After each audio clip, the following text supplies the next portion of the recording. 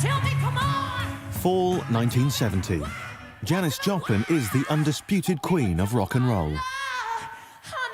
It's a fact there had been no female superstar of rock before Janis came along. Her rule of thumb was, if it feels good, do it. Famed as rock's wild child, Janis also hides a self-destructive, darker side. She was a very troubled girl and a genius. She could be every bit as tender as she could be hard. The tenderness was real, but the hardness was real too. I think she was looking for some kind of relief to not have to be Janis. Soon, a blast of nearly pure heroin will end her short, dazzling career. This is the last 24 hours in the life of Janis Joplin.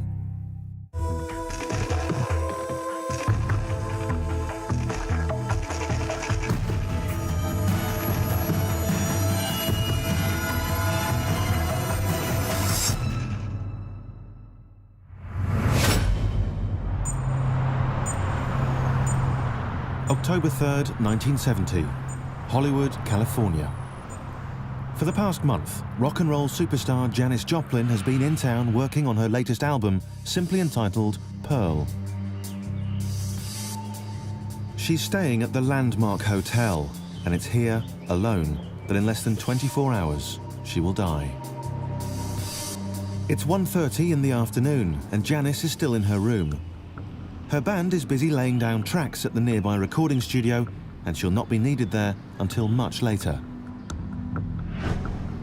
With time on her hands, she makes a call to City Hall in San Francisco, hoping to get some information about a marriage license.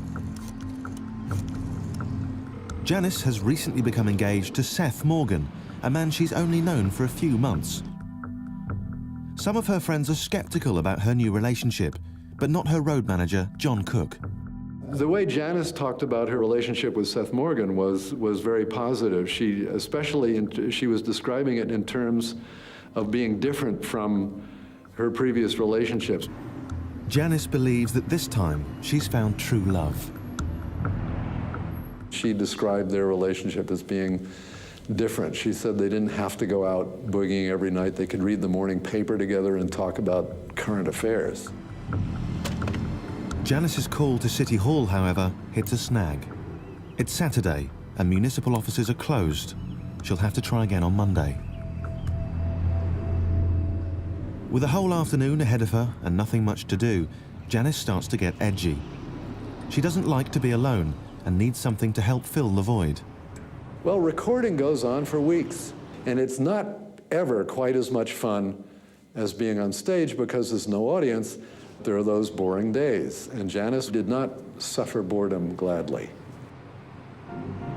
Janis goes back to the phone. This time she's calling her Candyman. He agrees to come by the hotel with a special package, a package that will end her life. A life that just 3 years earlier had seemed so full of promise. Back on June 16th, 1967, the Summer of Love was in full swing.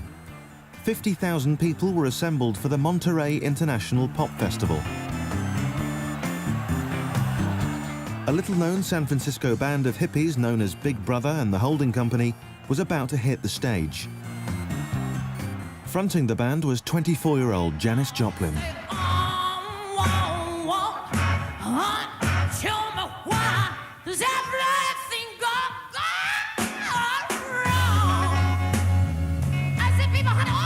People just hadn't heard a white girl sing the blues this way. If you hadn't heard Janis before and she came out and started singing, you were just blown away. Everybody in the band, not just Janis, but Peter had it, Sam had it, James had it, I had it. When we went out, we just, we really just went for it.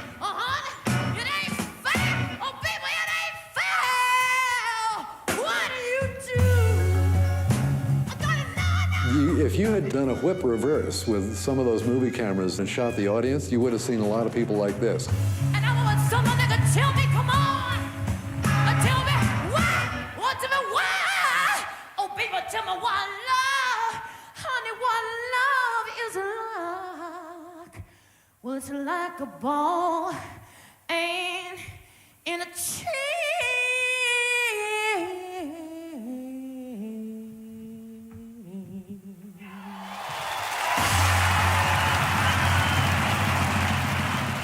At Monterey, Janis became an overnight sensation. People were blown away to an extent that I haven't seen a big audience blown away by any artist before or since. And the focus was all on Janis. The phones didn't stop ringing. The press, are you kidding? They went nuts. They all wanted to talk to her. Do you have any explanation why you're so popular? Everybody just loved her right off the bat because she was real. She was incredibly real and incredibly open. I just started singing when I was about 17.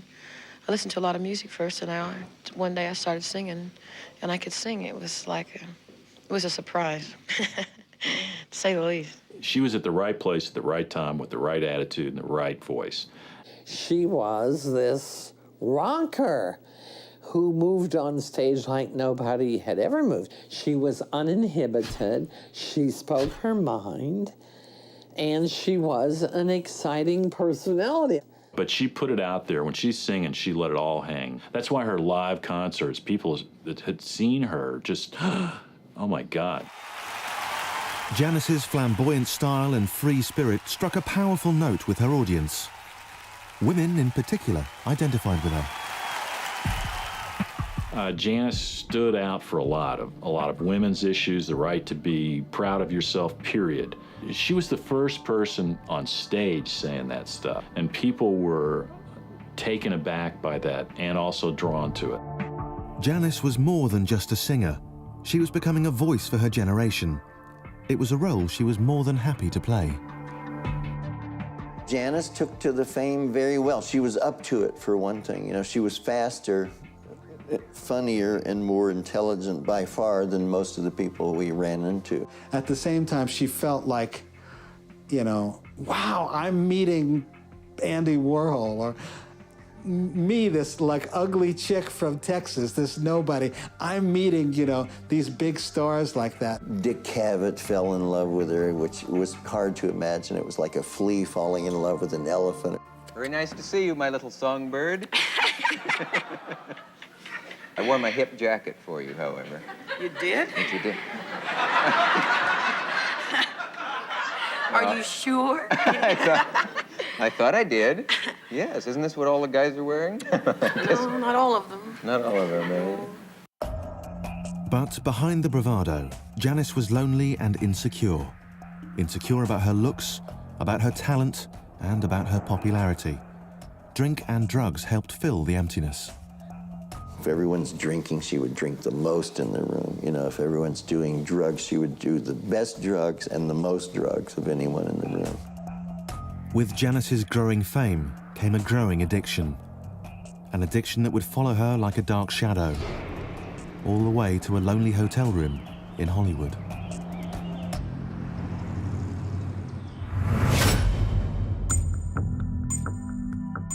October 3rd, 1970, 3:30 p.m. Rock and roll star Janis Joplin has been holed up at the Landmark Hotel in Hollywood for more than a month while working on her latest record, Pearl.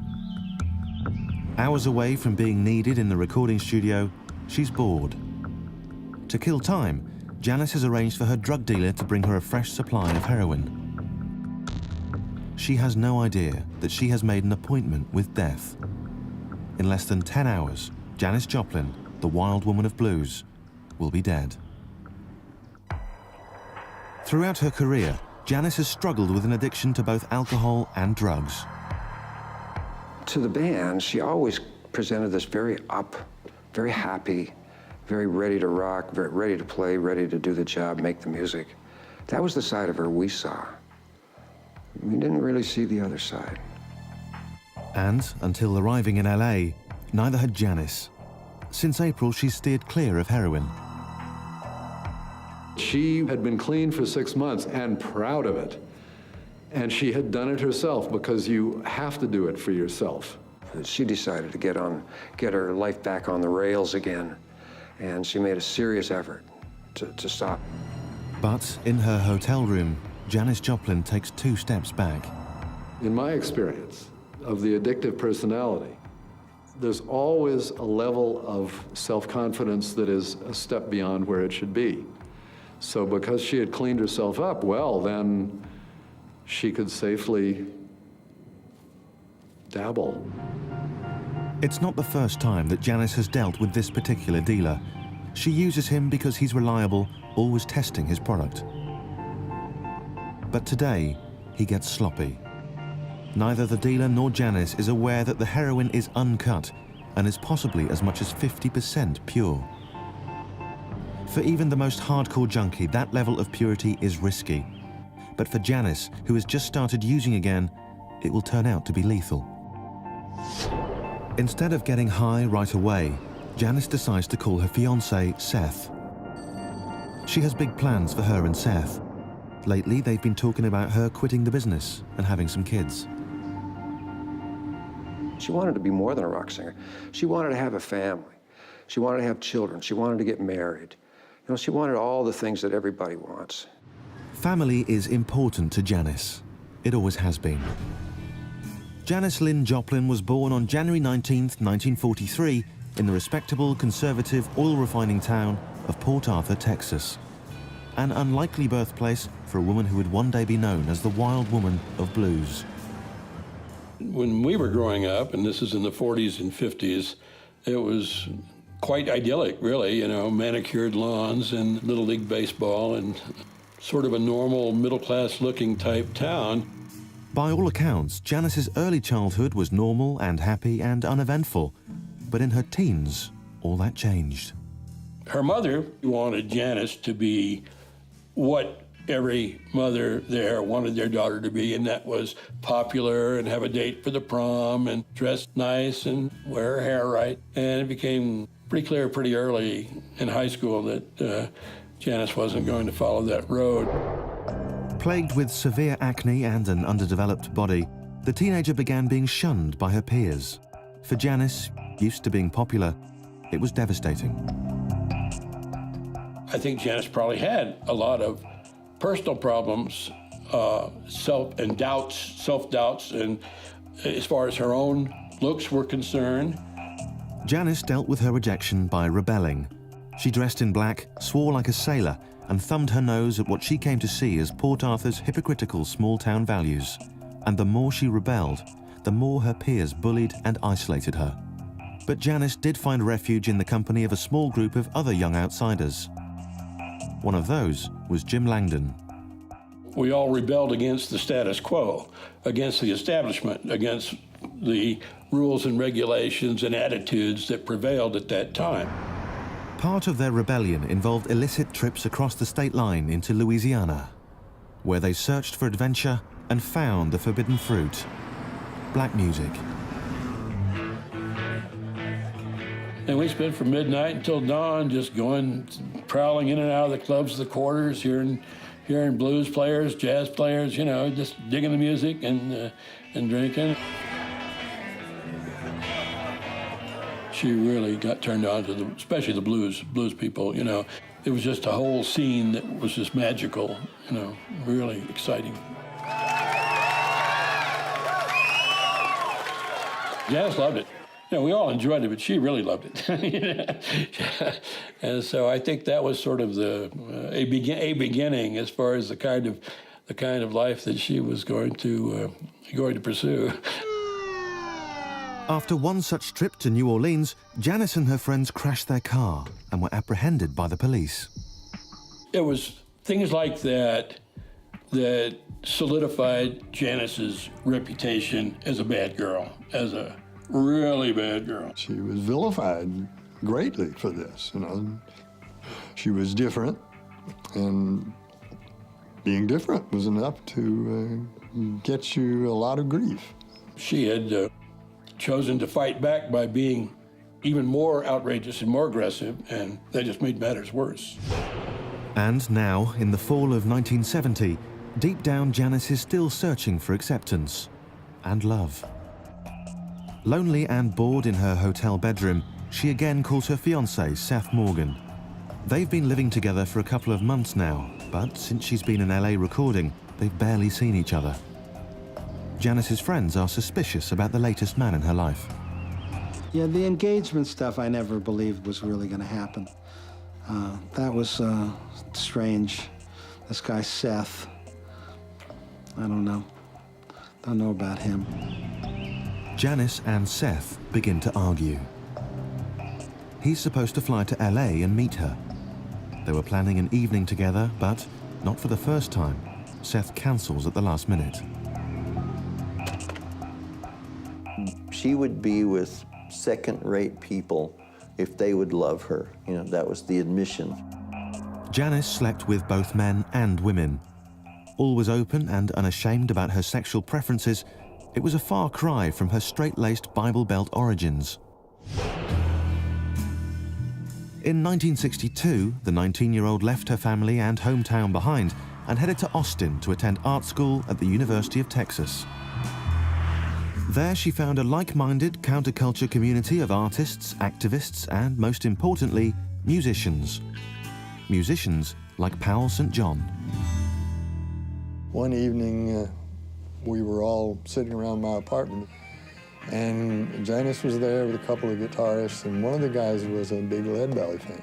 And Janis started going through all these Leadbelly tunes that I'd never heard in my life. Oh yeah, that was Green Corn, Green Corn, and she's singing this stuff.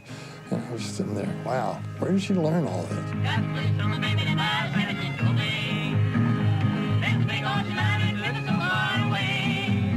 Janis joined the Waller Creek Boys. Janis loved the attention, but not all of it. Every year the fraternities would sponsor a festival on campus, and one of the activities that they would do, you could nominate a person as ugly man for a fee. So someone nominated Janis, and she won in the voting, and she was absolutely crushed. I think it's one of the only times I ever saw Janis cry. 1 year later, Janis left Texas and the college jocks who humiliated her and hitchhiked to the promised land, San Francisco.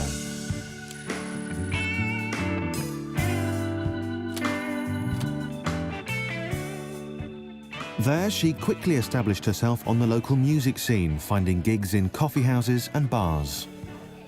But something else was also waiting there, a plentiful supply of drugs. In 1965, only 2 years after arriving on the San Francisco scene, Janis returned to Port Arthur, a speed freak. She came back probably weighing, 87 pounds or 90 pounds or something like that, and needle tracks up and down her arms, and was a total basket case. She probably realized when, that she had damn near killed herself. And she was really trying to do everything in her power to do a complete 180 and go as straight could be. But as everyone knows now, her luck didn't hold out, Her first destructive brush with injecting drugs would turn out to be just a taste of what was to come. Now, 5 years later, in a hotel in Hollywood, California, Janis Joplin's luck is about to run out.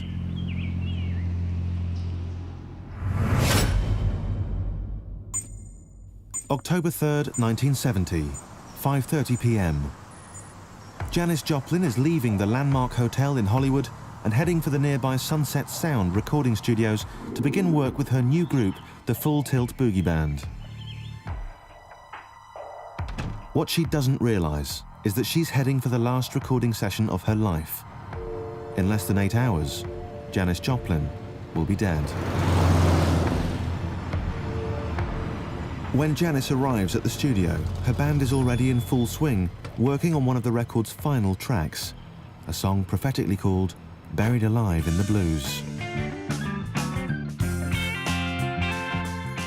Guitar player John Till remembers. She was really liking the song. I mean, she wouldn't have pursued the song if she hadn't liked it. So It was coming together more and more and more, and we almost had it by the end of the night. She really felt good about what was going on, and she told us many times, she says, I just love that. And I said, thanks, Janis, because we did too. So far, recording is going well. Janis, who in the past had mostly difficult experiences in the studio, is hoping her star producer, Paul Rothchild, can bring some of his magic to her new album. Paul was an incredible producer because he could bring it all together. And he felt that Janis had not been captured. And by golly, he was going to do it. Paul Rothchild tells Janis he feels the new album is going to be a huge hit, bigger than anything she's ever done before. Professionally, Janis feels she's back in the saddle. Although her rise to fame has been spectacular, it hasn't been an easy ride. In 1966, back again in San Francisco, Janis warmly embraced the hippie culture of Haight-Ashbury. There she met the band that would first take her to the top, Big Brother and the Holding Company. Peter and I were singing, and neither one of us is really a lead vocalist. And Chet says, you know, our manager, he said, I went to University of Texas with this woman who sings bluegrass and country. She's an amazing woman, and you got to hear her. And I had this dream that she was this beautiful, gorgeous woman and this great singer, and I fell in love with her in the dream. And in comes Chet with this real scraggly-looking girl. And she was kind of tough. She was kind of scrappy. It would be like if you went out and got a cat out in the alley and, you know, dragged the cat in. She's kind of like, she has her claws out, you know. And then when she showed up, she didn't look like anything like my dream, but she was beautiful, you know. She wasn't beautiful in some other way. Janis was a far cry from the sweet-looking singers of the time who were currently topping the charts. But she had something else. When she opened her mouth, I think it was apparent to me anyway, or I think to most of the people, that she was the one, that she was the singer for this band.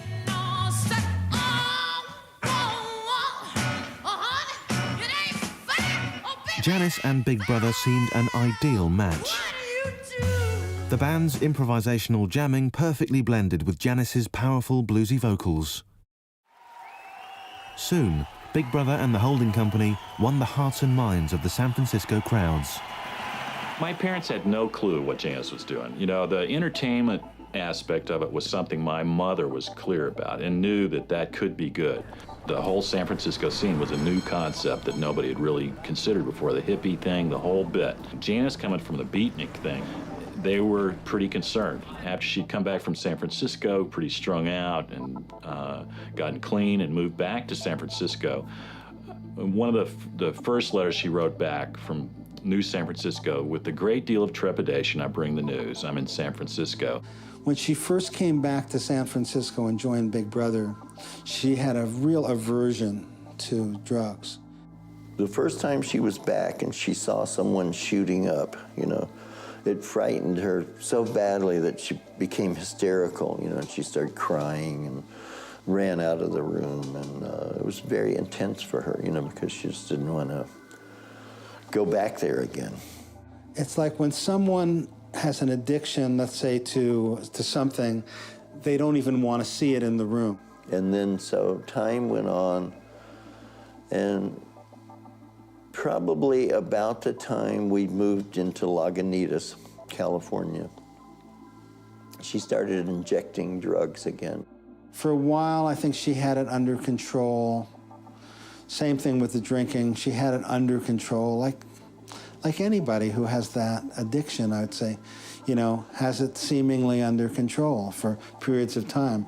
And they think sometimes they're doing their best work, and they're, you know, and they can't deal without it, or that the drug is actually what's helping them to even do their best work. So I think she felt that way about it to a certain extent. For Janis, her return to San Francisco meant a return to a dangerous lifestyle, but it also meant increasing fame with her new band. Equally important to Janis, the band became her new family. Together they lived, played, and partied. But after her stunning performance at Monterey, Janis's surrogate family began to slowly turn dysfunctional, something drummer David Getz will never forget. From Monterey on was really the beginning where it really separated Janis from the band. It made her a star. It made her a diva, an icon.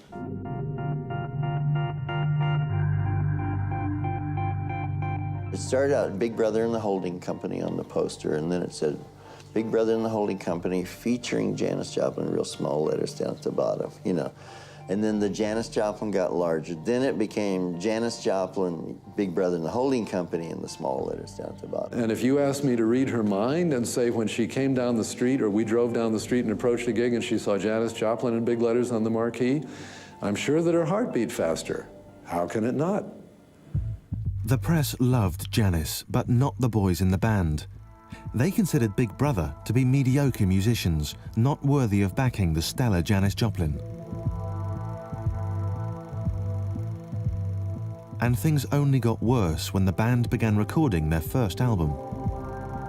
We'd never been in the studio before. We didn't really know how to record in a really, in a kind of sterile, controlled situation like that. Why don't we try, like, you know, a certain number of takes, and if we don't get it by then, like, let's say we don't get it by 12 o'clock or 1 o'clock, we can spend a few hours doing something else, you know? How's that?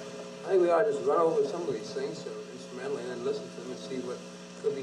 What are you going to hear when you hear that, Sam? You're going to hear the vocal. I mean, you aren't saying, was the rhythm guitar right? I mean, you aren't even aware of it because what you hear is what's up front. Yeah. And when we play Piece of My Heart, what's going to be up front is going to be the vocal. Suddenly you're making a recording and it's about like every little sound, whether it fits. Is this the right note?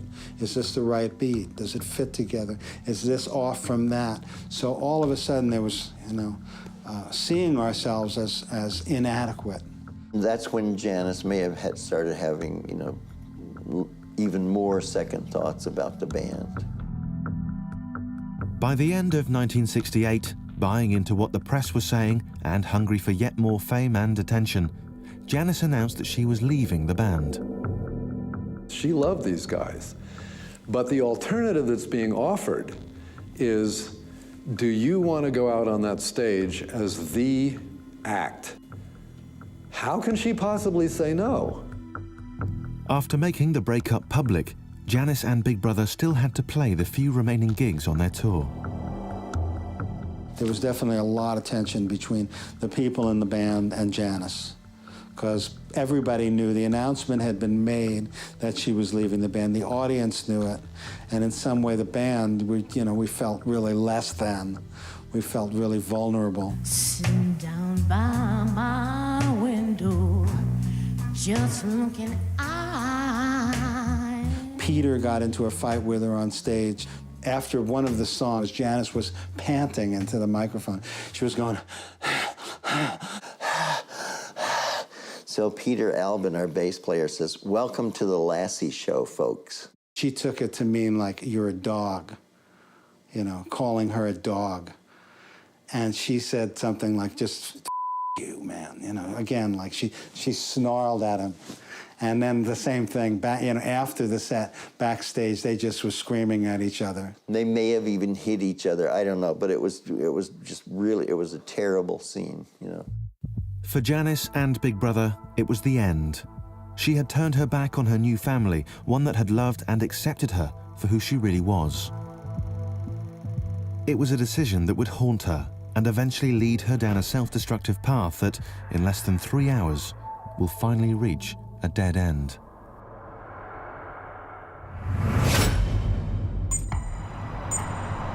October 3rd, 1970. Sunset Sound Recording Studios in Hollywood, California.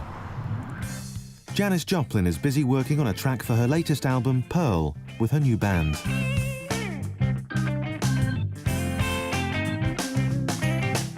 She tells producer Paul Rothchild how much she's looking forward to recording the vocals the following day.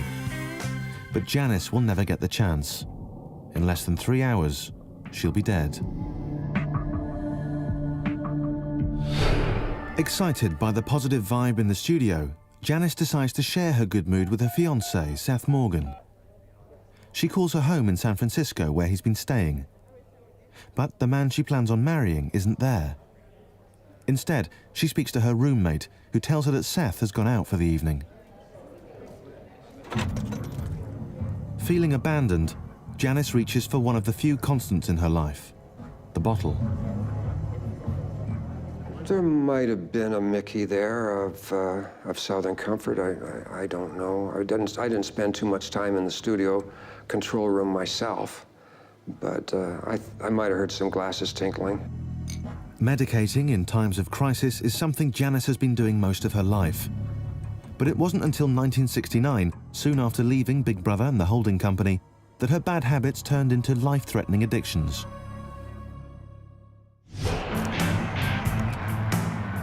After Big Brother, Janis formed the Cosmic Blues Band, a group of hand-picked professional musicians. But almost from the start, things did not go as planned. Janis kind of not sold out, but she wanted to make this a business venture. At some point, it became more than just, it became everything for her. She left this family of Big Brother and the holding company and went into this new organization, but she didn't know how to lead the organization. She forgot about that part. She didn't know how to put a band together. She liked the idea of having a horn section. The new band had a horn section. She really wanted to try to emulate that whole thing, so it was a real departure. And for the people who had accepted her as part of as the great vocalist with an acid rock band from San Francisco, this was a big change. And it took a long time to win people over. Going from Big Brother and the holding company into Cosmic Blues was another cold bath, because Big Brother was a family and we just thought we were going to stick together always. And so she left and I became an employee of hers. They're all looking to Janis as the band leader, and she didn't even know she was supposed to be that, let alone how to do it. She changed personnel constantly, so everyone's real insecure about their job. You know, I think we had 5 drummers or so. And, you know, changed horn players many times, had 2 or 3 keyboard players. So she's changing everything compulsively in the band so no one could relax. You know, we couldn't gel into it. Janis wrote a song called I Got Them Old Cosmic Blues Again, Mama, and we named the band the Cosmic Blues Band from that song title. From the beginning, there was a problem because the press and the audience had accepted Janis with Big Brother, especially strongly in San Francisco and the West Coast. There was a feeling that she had abandoned Big Brother and had used them as a stepping stone, and there was a lot of hostility, and it was very difficult to overcome. Furthermore, the new soul sound of her band did not go over well with her audience, or the critics. The minute she left Big Brother, they said she should go back to Big Brother if they'll have her, you know. And she just cried and cried about that, almost like all night. Accustomed to being the darling of the media, Janis is crushed by the bad press. She was devastated. You see, you'd gotten all this adulation. She was ambitious. Janis wanted to be a big star.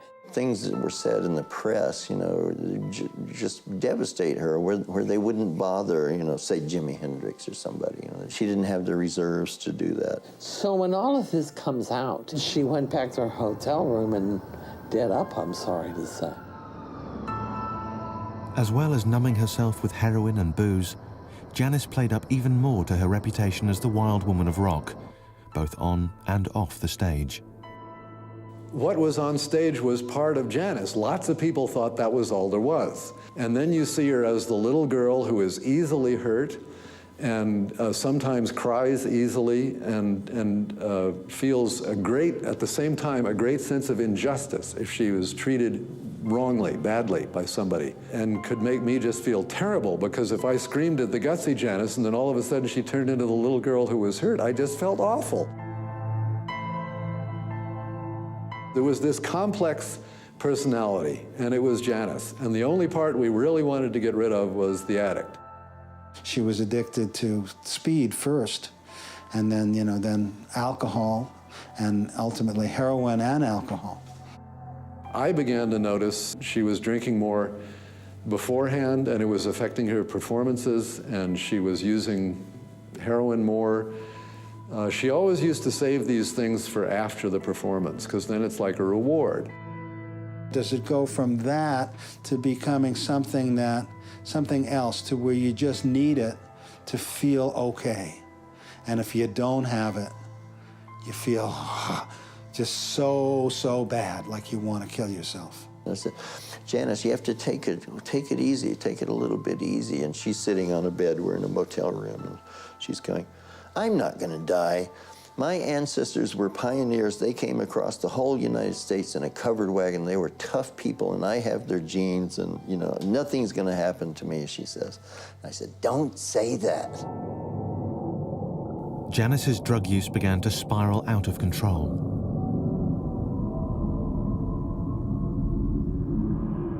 In March of 1969, her friend, Linda Gravenitis, found her passed out, her face gone purple. Janis had OD'd, and it would not be the last time. You cannot make someone with an addictive personality do anything. You can't do it for them. You can tell them how you feel, and I did tell her how I felt, you know. I said, I don't like to see you like this. At Woodstock, in the summer of 1969, Janis Joplin could no longer hide the effects of non-stop touring and binging on drugs and alcohol. She was feeling down. She physically was not in good condition, and she was very uncertain about her future. At the end of 1969, Janis disbanded the Cosmic Blues Band. It had been a disaster. She had given up her musical family, Big Brother and the holding company for a bigger shot at fame. And all she had to show for it was a nasty addiction to booze and smack. An addiction that would eventually take its toll, here in Hollywood, California. With recording of the new track done for the day, Janis and some of her bandmates stop at the local bar, Barney's Beanery, for a nightcap. Here, Janis Joplin will raise a glass for one last time. In less than an hour, a lifetime of excess will finally catch up with the queen of rock and roll. October 4th, 1970, 12:30 a.m., Barney's Beanery, Hollywood, California. Janis Joplin is enjoying what will be the last drink of her tumultuous life. In less than 1 hour, she'll be dead. Janis and her bandmates from the Full Tilt Boogie Band are unwinding at the local bar after a day of working on their new album, Pearl. Ken told me that she was really happy with the way things were coming along. He says, don't you guys ever leave me. I said, don't worry, we won't. In Janis's latest band, she's found a great group of musicians, a new family, and most importantly, a way to get back into the spotlight. In 1970, after the breakup of the Cosmic Blues Band, Janis decided to get clean and get herself a new band. They called themselves the Full Tilt Boogie Band. What I saw in Janis the minute we went out on the road with Full Tilt Boogie was a changed woman, and in the way that I really didn't expect was that she had figured out how to be the band leader. And from before we even hit the road, they all came together as personalities. They were a band. It wasn't Janis and the Full Tilt Boogie Band. She was a member of the Full Tilt Boogie Band, and she liked it that way. Janis's performances that summer they made you think of Monterey. They made me think of the best evenings with Big Brother, because they were Janis at her best, but they're pretty much that way every night, because she felt so positive about the band. The most fun we had in the summer of 1970 was going up to Canada and being part of Festival Express. Festival Express was a tour across Canada by train involving the cream of Canadian and American rock and roll. Are we in Calgary already? Everybody said, It was like Woodstock on wheels. We had a great deal of fun pretty much from the start. But the train was special because we were with all these other musicians, and of course she knew the Dead. It just went from one thing to another.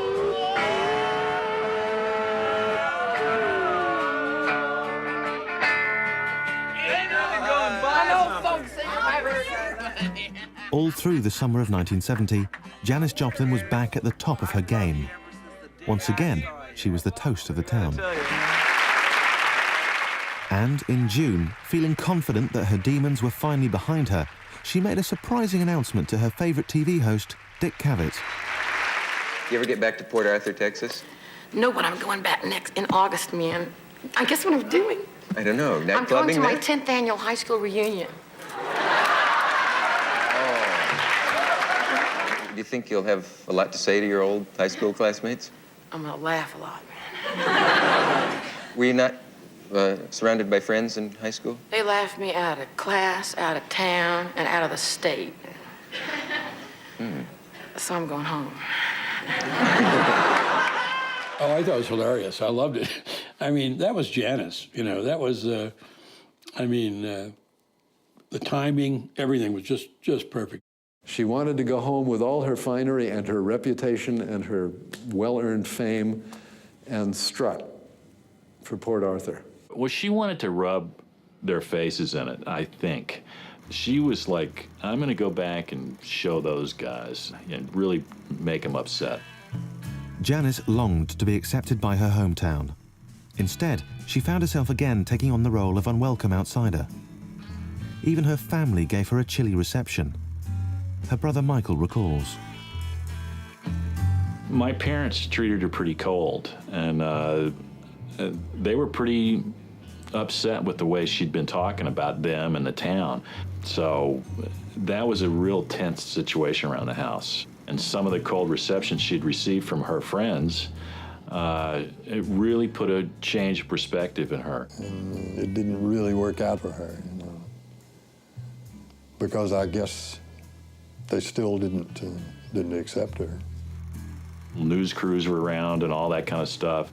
There's a great interview that she was doing at the reunion. They were asking her all these questions, and you can really see her start to retreat from that I want to rub it in your face stuff.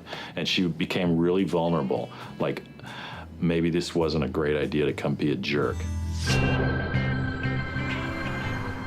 Chastened, Janis returned to the West Coast. In the early fall, she began working on her new album, Pearl. As usual, when visiting LA, she booked herself into the Landmark Hotel.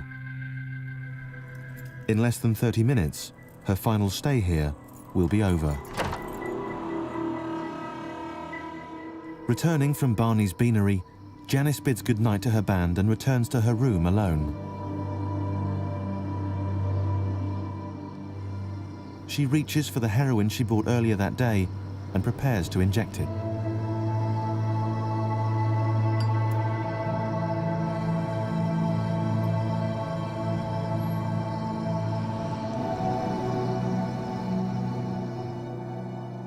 After fixing, in what will be her final act, Janis leaves her room and walks to the front desk of the lobby, looking for change for the cigarette machine. As she makes small talk with the night manager, the man has no idea that he will be the last person to see Janis Joplin alive. Janis buys a pack of Marlboro cigarettes, returns to room 105, and starts to undress. Suddenly, she pitches forward as a blast of nearly pure heroin shoots to her brain and knocks her to the ground.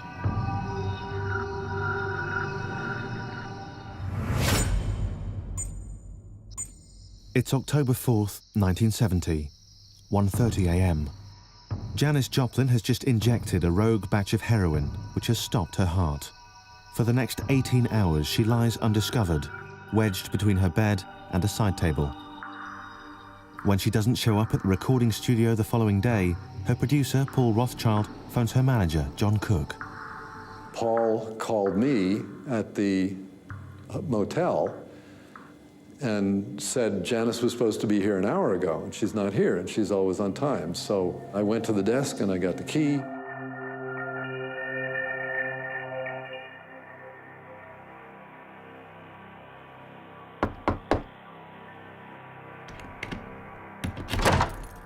Went to the room, and there was Janis, except that Janis wasn't there. I put a finger on flesh, and the spirit was long gone, and there was no question. Janis was dead on the floor of her motel room. Her death is estimated at 1:30 a.m. on October 4th, 1970. Her autopsy confirms that she died of a massive drug overdose. Generally, heroin on the street is hugely diluted and less than 3% pure. When tested, it was found that what Janis had in her system was 40 to 50% pure. There was a story on the 10 o'clock news. Still gets me. Still gets me. That same weekend in LA, 8 other people die of an overdose of almost pure heroin.